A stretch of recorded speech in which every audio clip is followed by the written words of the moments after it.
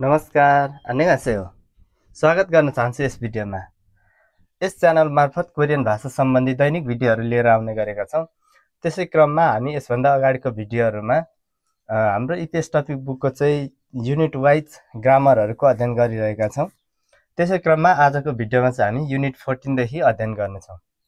Unit 14 को पहिलो grammar रहेको छ रो अथवा उरो। यसको अर्थ हुन्छ तिर, द्वारा, मा अथवा ले भन्ने पनि अर्थ हुन्छ। तर यस युनिटमा चाहिँ हामी फाङयाङ यानि कि दिशा सम्बन्धी अध्ययन गर्नेछौं। त्यसो हुँदाखेरि तिर भन्ने विशेष गरेर यसको अर्थ लाग्छ दिशा र गन्तव्य बताउन प्रयोग गरिन्छ। जस्तै यतातिर, उतातिर, घरतिर भन्ने अर्थमा प्रयोग हुन्छ। अदिरो भनेको कतातिर खायो, कतातिर जानुहुन्छ, अदिरो खायो कतातिर जानुहुन्छ। यसरी भन्दाखेरि रो अथवा उरोको प्रयोग हुन्छ। रो र उरोमा चाहिँ फाक्षिम छ भने उरो प्रयोग हुन्छ र फाक्षिम छैन भने रो प्रयोग हुन्छ र फाक्षिम छ भने चाहिँ रोकै प्रयोग हुन्छ। त्यसै गरेर सेयो उसेयो यसको नेपाली अर्थ हुन्छ नुहोस्। यो चाहिँ कुनै निर्देशन दिँदा र केही कुराको अनुरोध गर्दाखेरि प्रयोग गरिन्छ। कुनै निर्देशन दिँदाखेरि यस्तो गर्नुहोस् भन्दाखेरि र अनुरोध गर्दाखेरि प्रयोग हुन्छ। नेइरुन इल्चिक ओसेयो भोलि चाहिँ छिट्टै आउनुहोस्, त्यसरी भन्दाखेरि सेयो उसेयोको प्रयोग हुन्छ। यो रहेको थियो च्याप्टर 14। अब च्याप्टर 15 मा रहेको छ गो इत्ता। गो इत्ता यी रहेको हुनु निरन्तरता जनाउँछ। यसले चाहिँ भइरहेको कुनै काम भइरहनुलाई जनाउँछ, निरन्तरतालाई।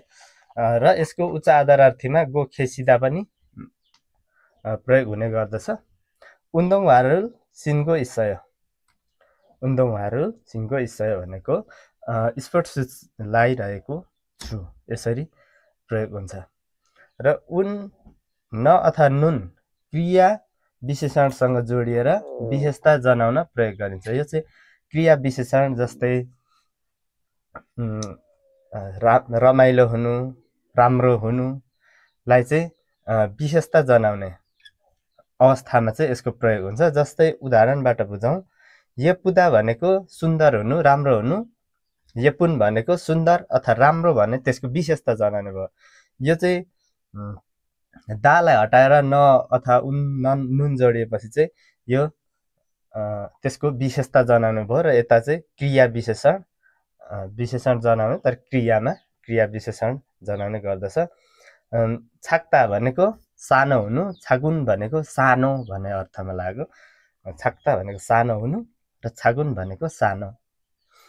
छेमी इत्ता भनेको रमाइलो हुनु र छेमी इन्नुन भनेको रमाइलो, छेमी इन्नुन रमाइलो। त्यसरी उन न अथवा नुनले चाहिँ जोडिएपछि चाहिँ क्रिया विशेषणको विशेषता जनाउने गर्दछ। त्यस्तै गरी युनिट 16 मा रहेको छ गो सिप्ता। न मन हुनु अथवा न चाहनु, केही कुरा गर्न मन हुनु अथवा केही काम गर्न मन हुनु। इच्छा र कामना व्यक्त गर्न प्रयोग हुन्छ। इच्छा र कामना व्यक्त गर्न चाहिँ प्रयोग हुन्छ। नेइरुन सिबेस सुइगो सिफयो भोलि चाहिँ घरमा आराम गर्न चाहन्छु अथवा आराम गर्न मन छ। अनि थर्ड पर्सनमा चाहिँ गो सिफा हादा प्रयोग गरिन्छ। विशेष गरेर थर्ड पर्सन कर्ता थर्ड पर्सन हुँदाखेरि चाहिँ गो सिफा हादा प्रयोग हुन्छ। यिनीहरूको अर्थ उस्तै लाग्ने गर्दछ। अर्को ग्रामर रहेको छ जिमान। ए तापनि अथवा भए तापनि अगाडिको विषय र पछाडिको विषय एक आपसमा विपरीत जनाउँछ। जिमानले चाहिँ अगाडिको विषय र पछाडिको विषय विपरीत उल्टो अर्थ लाग्ने अवस्थामा जिमान प्रयोग गरिन्छ। यगी यस फेनिजमुन खाकाप जिमान सिजाङुल मरयो। यहाँदेखि चाहिँ फेनिजम सानो 24 घण्टा खुल्ने पसल चाहिँ नजिक भए तापनि जिमान यता पनि सिजाङुन मरयो, बजार चाहिँ टाढा छ भनेर यसरी जिमानको प्रयोग हुन्छ। यसरी आजको भिडियोमा हामी युनिट 16 सम्मको अध्ययन गरौँ। आगामी दिनमा पनि कोरियन भाषा सम्बन्धी दैनिक जानकारीमूलक आवश्यक भिडियोहरू लिएर आउने बाचासहित आजको भिडियोबाट चाहिँ बिदा हुन चाहन्छु। हस्त, धन्यवाद।